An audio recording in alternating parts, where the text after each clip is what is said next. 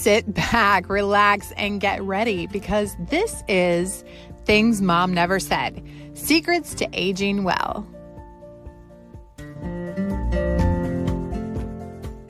Welcome back to another episode of Things Mom Never Said, Secrets to Aging Well. I am Pam Raque, and this is my mother, Sherry. And today we are joined by my other mother.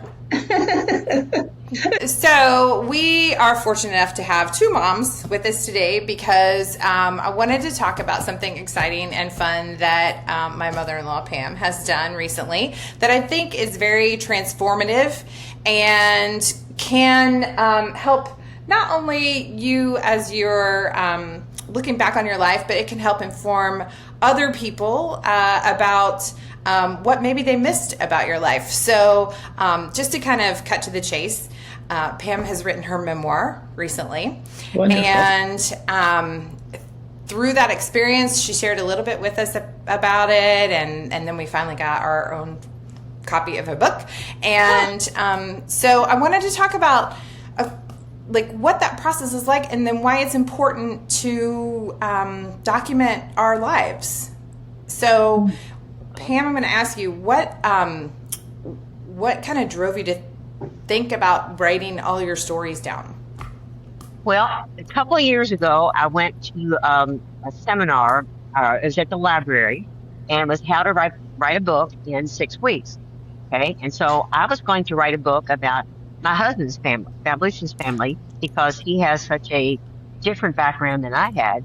And I thought it needed to be written down for everybody. So I started working on this and getting information from his brothers and sisters, and I was going to write this book. And it kind of sat around. This is probably 5 years ago. It's still sitting here. It's still in a folder. And so I did not get that book written in 6 weeks. And and they said it wasn't going to be 6 weeks, but that was just the name they used for the seminar. And so, but it did get me started writing and started doing things. And I've always liked to write, and I've always been better at writing than being verbal. So, I failed speech classes because I got so nervous giving the speeches. I could write anything. So last year I saw an ad on the phone that said, about writing your memoirs. And I thought, that's a good idea. I could maybe do that. And then I could come back and write Lucian's memoirs later on. And so I sent in for the information, and it was like maybe by the time you added making it a hardcover instead of a paperback, instead of having the pictures enhanced, it was like about $100 for the first book. And then I didn't realize that you had to order all the other books that you wanted before you ever finished the book. So I run out of books, and I still have people who want my book. And so I'm still trying to find out how to get more copies of my book, but that's another story. I ordered this, and I thought, this is just going to be really hard because they send you 50 questions, and you have to answer these 50 questions, and then they will make it into a book for you. Well, I started writing, and I had so much fun. It was just bringing back all these memories that I had completely forgotten about. I mean, I've told the kids a lot of the things that happened in my life, but not all the things that should have told them. And this brought all these questions, just brought these back up to my memory. And it was so much fun. And I was going to do a question a day. So that you have 3 months. They gave you 3 months to finish it, or you have to buy a new subscription. Now, why? Of course. That was their so I thought, do a question a day, and that'll be 50. I'll have it done in 2 months. Well, it was way under 2 months. I had so much fun. I just wanted to write all the time. I mean, the writer came out, and it was just really fun because I knew that if I didn't write these down, they would never know about these things. They would never know I almost drowned the Taptecawitha in my transcript. Told me about my hair. They all thought I was a jokester. You couldn't believe that, did you? No, can't believe it. And so I went out. They were all standing on the rope that was the buoy where it got deep. And so I dog paddled out there, and I couldn't stand up. And so they they thought I was joking when I was going glub glub, and I was not joking. Oh, So Cheryl pulled me up out of here, and I was safe, and I didn't drown, and I lived to tell my memoirs. But that's those are the kind of things that my kids would never have known, and right. not that it's going to make their life any better, knowing that their brother almost died, but I just came across a lot of those kind of things that I had completely forgotten about, and it was just so much fun to relive them and to share them with them. So I don't know if I answered your question or not. I just no, yeah, that's good. Yeah, I mean, a couple things. So you started writing because you had a passion for writing, which is awesome. Not everybody has that passion out of the gate, but then, to start writing all of those stories down and reliving those memories, it brings back like joy and excitement, and everything you felt in those moments just comes back. And, it's really healthy for the mind to kind of spark that memory again and find the joy again. And then once you get excited like that, then you have a purpose every day of getting up and writing and answering more questions and really kind of figuring it out.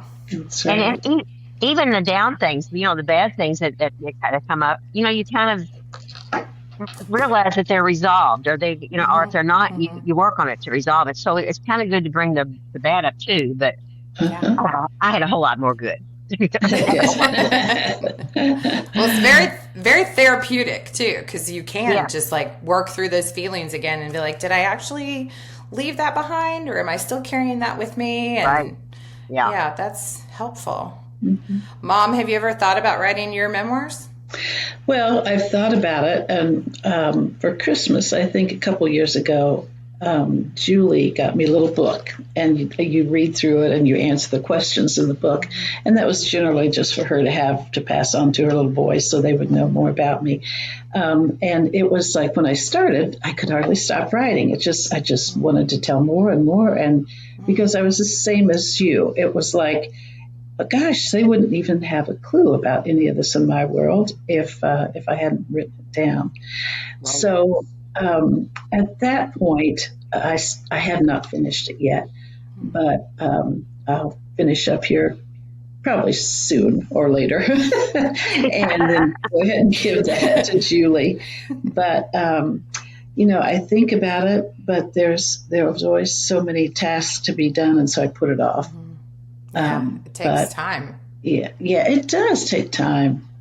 Sherry, what you need to do is you need to just dedicate an hour every day and get that thing. Okay. Get that sucker done. Yeah. That makes a lot of sense. And what better time than as we've gotten older, because we can include a whole lot of experiences and things that we have learned through life. And I'm trying to clean out closets and files, and so I ran across paperwork that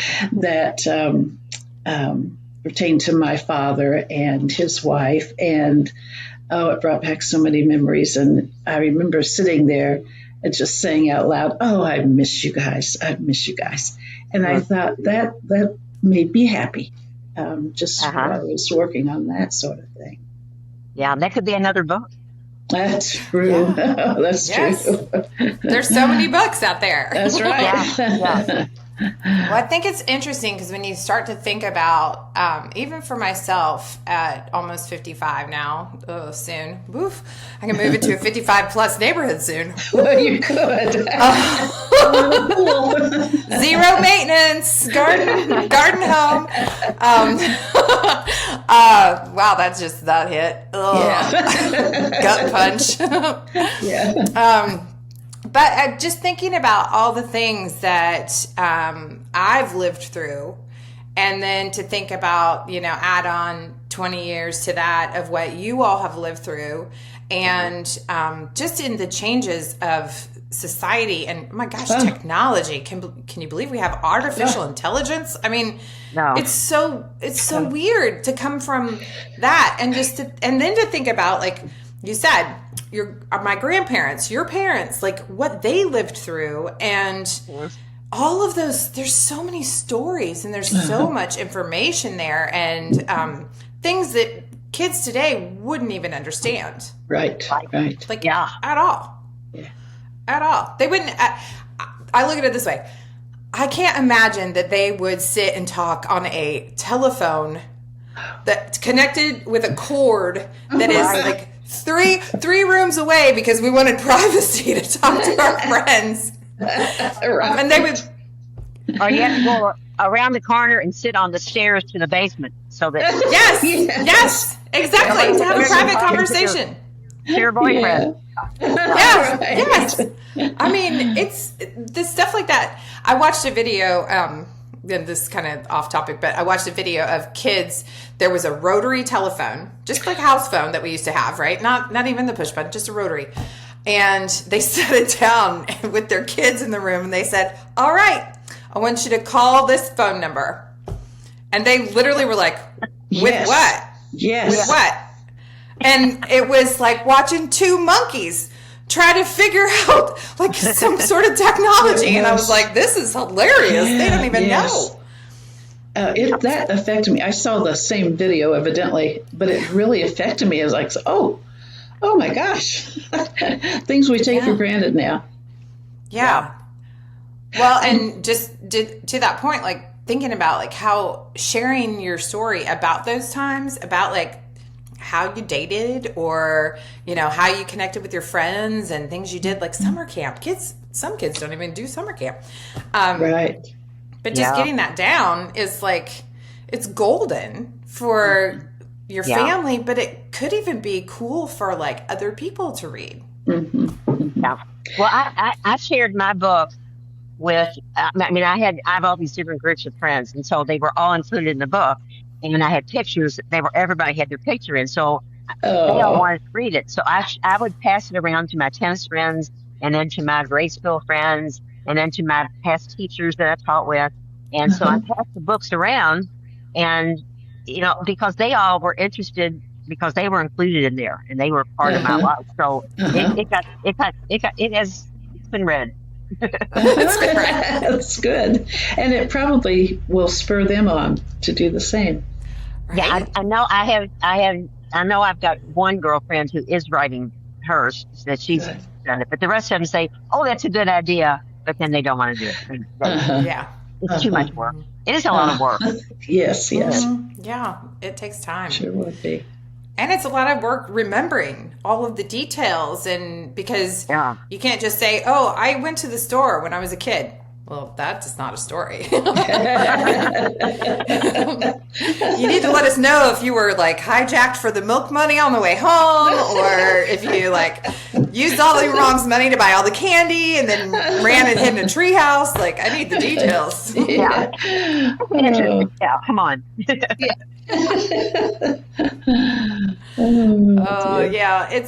It's interesting. I worked for a company which shall remain nameless, and we were hyper focused on storytelling, and storytelling at a level of who are our elders that have like experiences that we may not know anything about, and finding those people and hearing their stories. There's some interesting people out there. Like, I met the guy who created the system in the spacesuit that helped expel waste and toxic air. Oh, like, my goodness. Who knew that guy was even out there? Who knew that it was, I had no idea that was a thing. And he invented it. It's like, mind-blowing stuff. Right. Yeah, like crazy stories that in doing a lot of work and interviewing, we even filmed them for some marketing pieces, but there are some wonderful stories out there of people who have done some remarkable things. Yeah, and if those people don't put that down in a book or somewhere, nobody knows about it. Yes. Right. Oh, while I was cleaning up the files, I ran across this pamphlet that one of the cousins had given to my husband about his family. And we had heard the stories about their family, which would have been my husband's great-grandfather.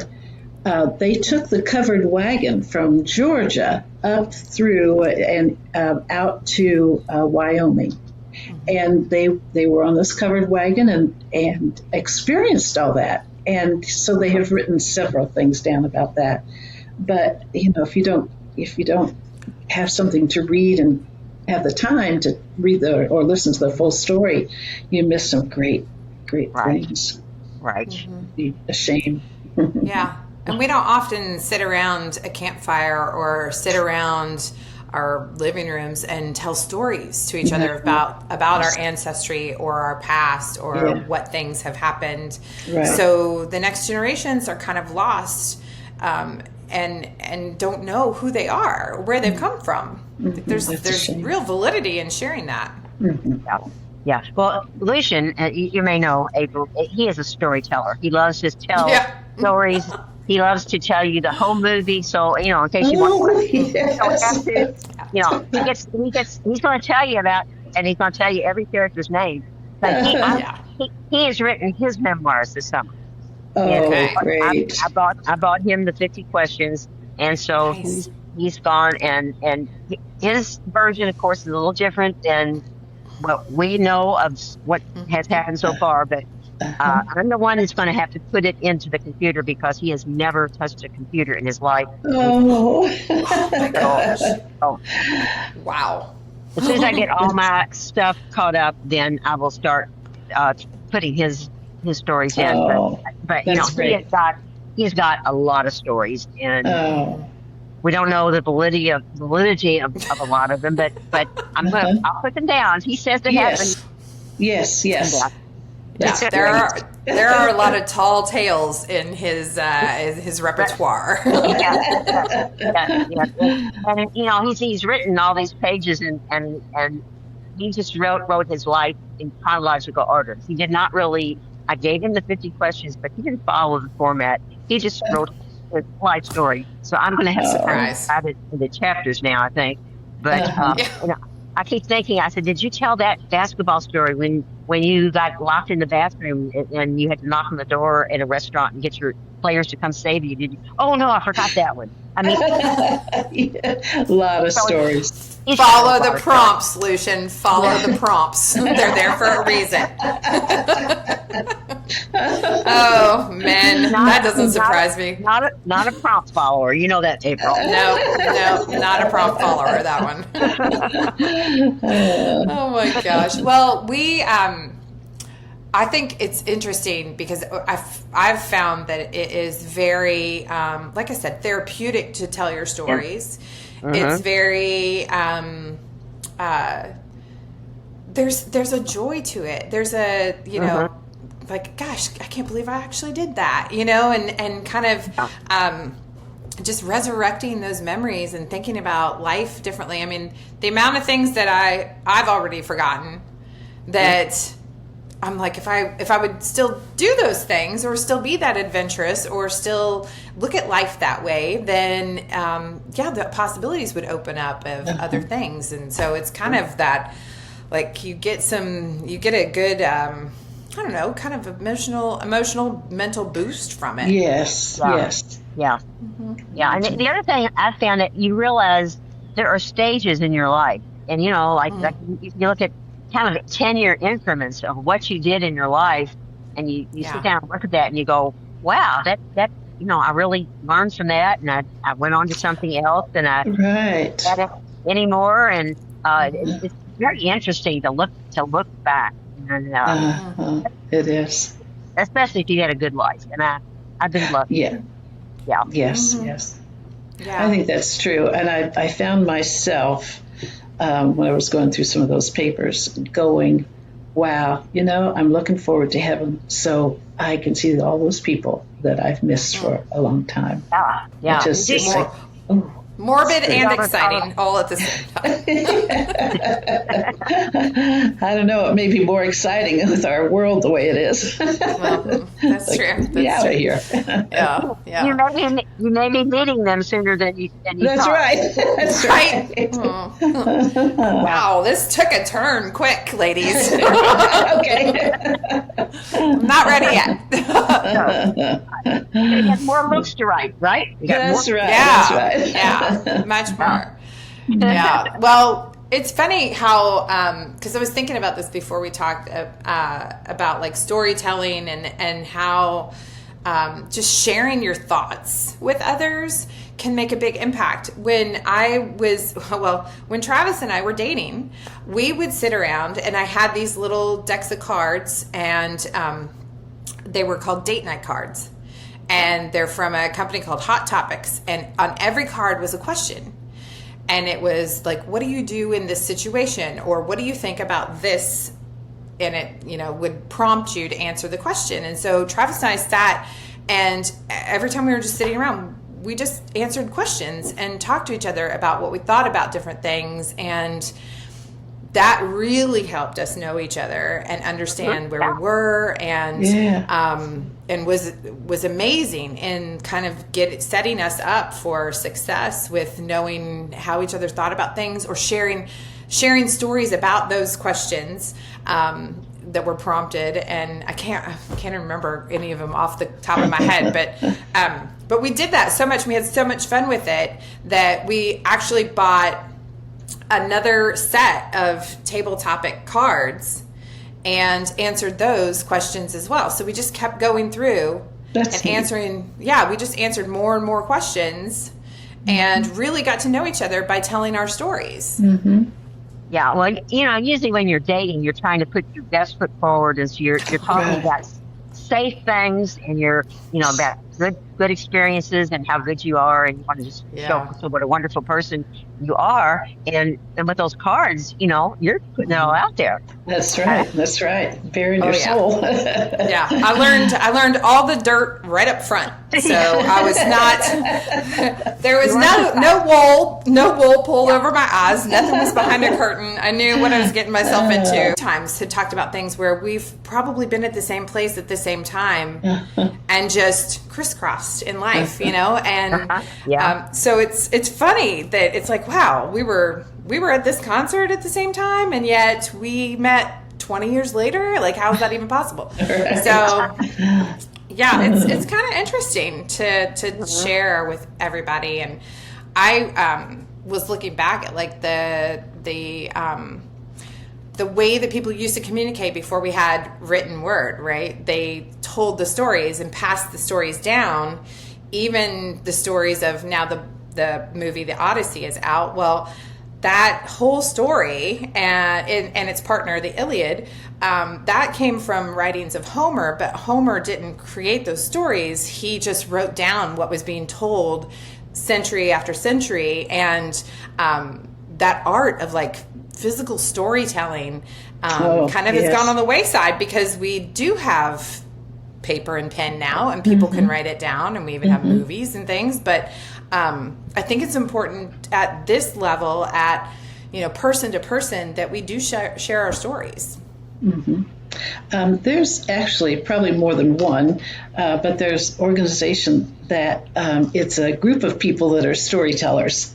And I often thought that would be fantastic to be a part of all that, because I can talk a lot, but sitting and getting it all in, I don't know. Right?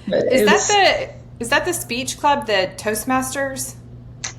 Maybe, honey. It's been so long ago that I was reading about that. I don't recall, but it was something I thought would be just fantastic. Yeah, I think Toastmasters is big here, and people get together, and it's more like speech class, where they come with a story and stand up in front of everybody and do that. I think there's also some groups now that are getting together from like different religious backgrounds to kind of share stories of cultures. And I saw a show on that, or a piece on it on a news show, and it looked very interesting. Like, what a great way to get to know other people that you may have thought are completely different, and end up getting together, and you're like, oh my gosh, we think the same things. It's just use different terms. that happens so often when you actually talk to somebody that you don't know from Adam, and you start talking and you find out that you have so many things in common, and it's Yeah, we don't do enough of that. that's right. Yeah. Just That's right. opening up to somebody that we don't really know, and then another new best friend. That's true. Absolutely, absolutely. And what a better way to open up than to start telling stories, and sharing. Have you found, like, as you shared your book out, have you found anyone from, like, either Zach or Aaron or the younger generation who is interested in like asking you more questions? Well, Zach and Aaron, of course, they'll say, "Well, Mimi, I didn't know you did this," or "I didn't know Uh-huh. you almost drowned," or and so Uh-huh. that. But I don't. It hasn't gone to anybody in the younger. I don't have. Yeah. I don't run around with that age group. Yeah, right. Well, So, maybe.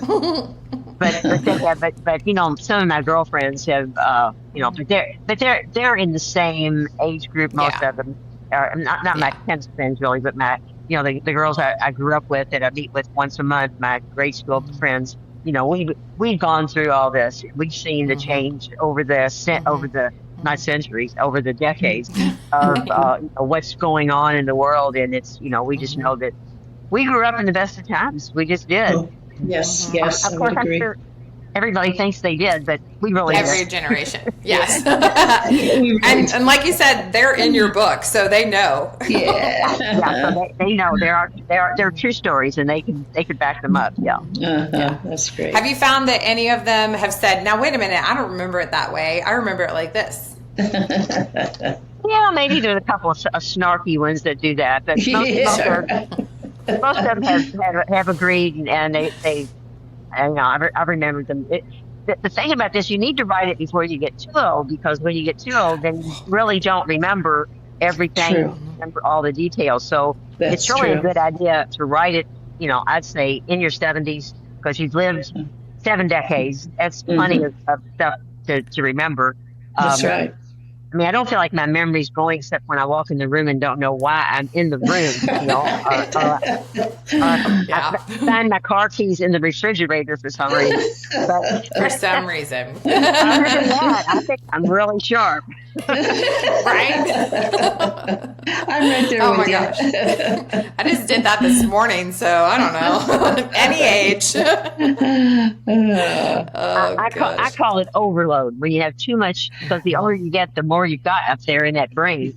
And Yes. it's hard to remember. So get it. So April, start on your memoirs right now. Put it down. That's right. Put it down. Have you always journaled? Have you been a journaler throughout your life? I kept a diary when I was a little girl, and I still have the one from my senior year in high school. I don't have anything below that. But I still have, and I have all the boys I went out with and where we went, and I've got all the little ticket stubs from the movies when Yes, Oh, yes. nice. and the corsage in there. So I did do diaries and just write down what I did every day. And then when we got into Sylvan, had the Sylvan Learning Centers, their big thing was time management and keeping a journal, not a journal, but a planner, keeping a planner. And so, and it was very important at that time, because I was trying to run a business in my life and still play tennis and have kids and cook and do everything that we were supposed to do, because Sure. generation doesn't do all that. But that's how we were raised, that a woman should do everything. And so I needed that journal, that planner, that daytimer to know what I was supposed to do. And so I still keep it, and I have to have it on paper. I cannot keep it on my phone. It's got to be a paper. Here's my paper. Here's my book right here. This is very good. Same, Z. Same. I don't have a big enough purse, so I've got to have a small size so I can have it. But I've got to have it to know what I'm doing. And so to your question, yes, I really have kind of journaled, but not really writing down all my thoughts and everything like I could. Sure. Yeah.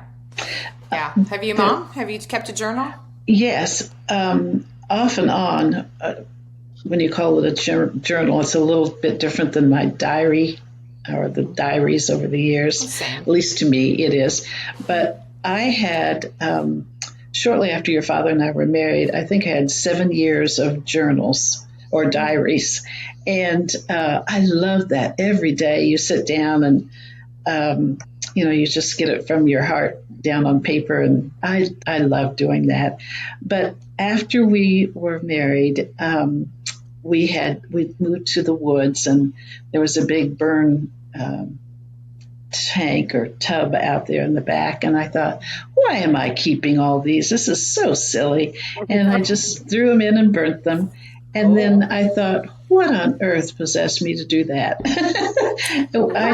It was so, I thought, oh no, I'm an adult now. But it would have been wonderful. You girls would have laughed. It would have been a good read. It would have been a good read. Yeah. I have not been consistent journaler.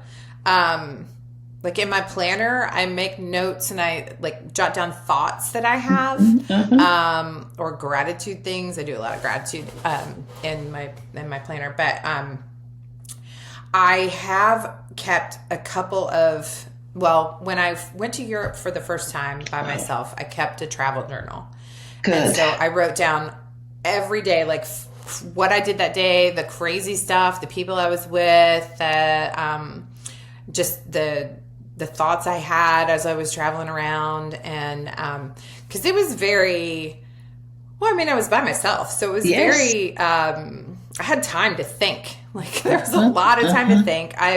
I went to every museum, every art museum I could gobble up. I just went and looked at every piece of art I'd ever studied and wrote down my feelings about it and, just stuff like that. So I had that travel journal. I still have it in a box. I'd like to read that. I have it in a box with a bunch of money that doesn't mean anything anymore. Since I went to the Euro, I'm like, well, there it is. Waste. I thought I'd get back there with my little, lira, and they're not going to take lira anymore. So I have that, but then I have kept journals in times when I have needed a mental outlet, usually bad relationships or something, comes up that's not good in my life. And then I'll just write all my thoughts out. And then I have burnt them. I have burnt them. I'll write it all out and I'll spend all this time, weeks, months, whatever, writing. And then I literally burn them up because I don't want that negative crap sitting around. So yeah, I call it my burn books. I've done that before a lot. So somewhat satisfying. Yeah. Yeah, because you got it all out. You wrote it down, and then you burned it. Perfect. Good. Maybe I did the right thing. You can't burn the person, but you can burn the paper that you write about. Sure. Right? I've tried. No, I'm just kidding. But yeah, I think there's a therapeutic release of getting all of it out on paper. Yes. Good or bad. I think it's just kind of because we hold all of this here and in our hearts and wear it around. And there has to be when you got all of it done, did you have a feeling of relief? Oh yeah. Well, it was like a job because I was doing it every day and I had to get this finished and I was driven. I was enjoying it, but I had to get it finished. And then you read over it, you're on question number 44 and you go back and you read 41 and 42 and 43 and you make some edits to it and you change it. And so then by the time you're through, it's phew, glad it's all over. Not past anymore. Yeah. Yeah. Right. Well, I wonder if after you had written it and you had gone back to edit things, if you found yourself thinking, I've made myself very vulnerable. Sometimes you put stuff out there that you're going, and yet it's a good thing. I think that's kind of healthy at times. Right. Yeah, I did that. And then one part of the book, it asked about, what person has been your, I forget how it was stated, was your best friend or was your go-to your whole life. And I really had to think because I've got a lot of different groups, a lot of different friends, my tennis friends. Yeah. And so I went back to Sharon, we grew up together. She lived down 5 doors down from me from the 5th grade. And we spent the night together. And when she went away to Western college, I took the Greyhound bus and stayed with her. And she was my maid of honor. Mm-hmm. And so through the years, Cool. she's been even though I don't see her all the time, she was constant. And she was so surprised and so pleased when she read my book and found out that she was my best bud. Oh, come on. She already knew that. She knew that. But I think to your point, like there are things where you're like writing, you're like, oh, if this person reads this, are they going to think that, or if, because you're writing about other people too, there's that piece, but then you're right. There's a vulnerability at putting your dirty stuff out there and saying, this is me and this is what I've done, good or bad. This makes me who I am. Yeah. Yeah. It's kind of a growth moment, I think, when you can do that and say, it's okay. If this is me, this is what I've done. And I think that's great. And you can also write things and think, well, that person's never going to read this book, so I can write this. Sure. That's why I put her last name in there, too. Right. Don't put the last name, yeah. Oh, my gosh. Oh, yeah.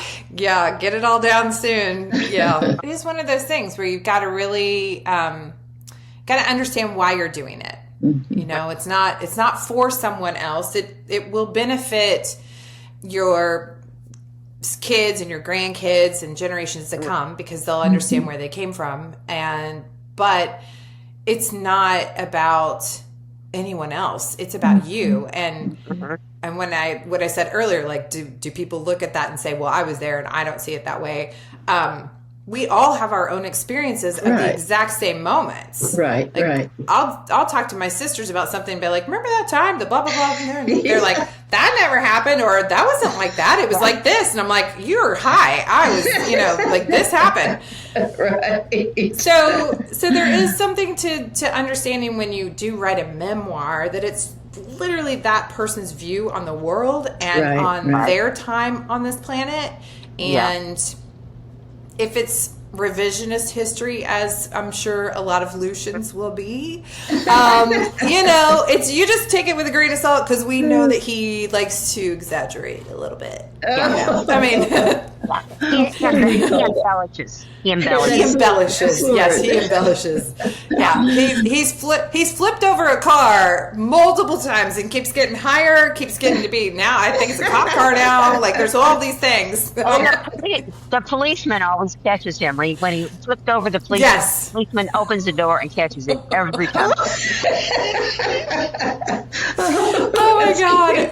There's a movie in there. I think I've seen that one. It's like Reno 911. I saw that movie.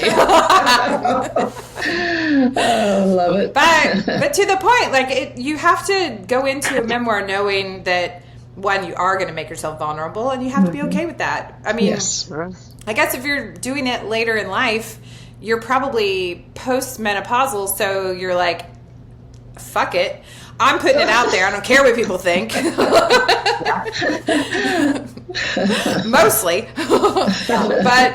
But yeah, I think you just got to get to a point where it's like, it's not anybody else's anything. Right. And the whole world is not going to read it. They're not really interested in it. But they always say there's sides to every story, and so you're telling the side. That's right. Absolutely. That's right. Take it or leave it. Yeah.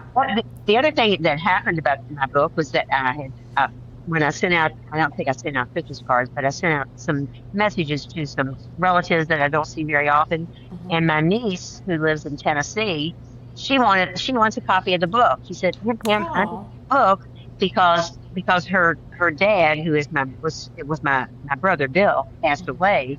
She said, we've lost contact with his part of his family.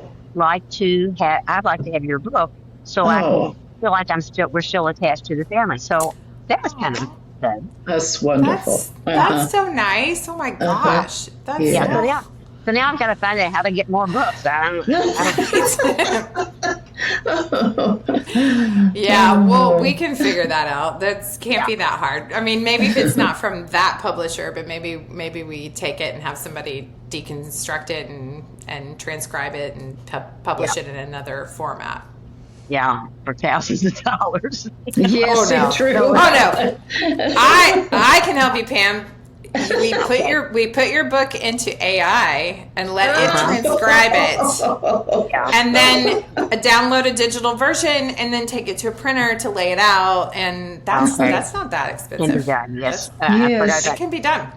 This is what AI is good for. Yeah, well, they did. I guess it was AI that edited it, because when I sent the finished, when I finished, I sent it to them, and they edited, and I had edited quite a lot. Sure. And they changed some of the things, and I changed them back because I had them written how I wanted them written. Good. I didn't want AI or whoever messing with my right. So I think you experienced that too, April. Oh, well, I mean, yeah. I experienced editing when I used to write for the magazine. So the first time I ever had a cutthroat editor hit an article of mine, I about cried. I wrote a beautiful article for Indianapolis has a magazine called Indiana Living Green, and it was an expose that I did on this recycling program on glass recycling in the neighborhood I lived in, which was Broadwell, which is filled with bars. And so it was about that company that was putting glass dumpsters behind the bars, and they were getting all the glass and they were taking it, and they had created 15 new jobs in the first year. They had recycled X amount of glass into new food containers. And so it was this huge thing. I took the cover photo myself. I was so excited that they were going to put it all in the magazine, and it was the cover story. I get the published copy, and I was like, I did not write this. I was like, I wrote a version that sounds kind of like it, but there were so many things, and so I got a real good baptism into what it is to have an editor, and know that they will make it what they better want for the reader, not necessarily better for your story, but better for the reader. And yeah, there are things. It sucks. Yeah. It does suck. But when it's your memoir, then you do have a little more control because it's your life. It shouldn't. Right. Yeah. Well, Pam, after you finish Lucian's for him, do you think you will try to do some other writing? I think I will get back to that book that I first started out with about his family. I think I will. Oh, good. I even contacted a publisher about that book, and they kept bugging me. They finally had stopped now because I haven't responded. But I do want to get that, and I want to give it to all of the relatives, all the families, so that because in that book I have somebody's already done some lineage work. I've got the family tree, the ancestors going back to when they came over from England and Germany and France, and so I've got all that. I've got the family tree drawn out. I've got the coat of arms. Yeah, I've got some really that's great. So that's my next project. That'll be next. Well, I will get from you the name of the company that you're using for your memoir and put it in the notes of the podcast in case anybody else wants to do their memoirs. And that way they have an easy link to it. But yeah, I think it's cool. I think it's a good exercise for everyone to do. And even if you're not a writer, just getting your story down, or we have these beautiful things now, these phones that do videos. You could video yourself answering questions. I think we did that, Mom, once. Yes, we did. And keep those for posterity. And, if you're not a writer, that's an option. Or just record your voice talking and telling the story. Or if you don't want to do any of that, just start sharing your stories with other people. Because it's important to pass that along, especially in your family. Mm-hmm. And, I agree. Photographs, they say a picture is worth 1,000 words, and you can take pictures and remember the past. And, of course, now they're all on your phone. I have, Right. I have books and books and books in my basement. Right. Good. Great way to keep the history of what you do and who you are. Yes. Yeah. It's wonderful. Agree. Yeah. However you can do it, I think it's important because we're losing that human touch, and we're, we are here for a limited time on this planet, and anything we can do to preserve our experience or help the next generation out, or help you understand where you come from, we should do that. That's right. Absolutely. Good. All right. Well, this has been lovely. We'll have to do it again. Good. I'm sure there's other topics we could get into. That's right. I think if not, we can just get on here and laugh. Okay. That's Sure. Right. That's All right. right. Well, we're gonna end it like we do every single episode with a big ciao. Ciao, baby. Ciao.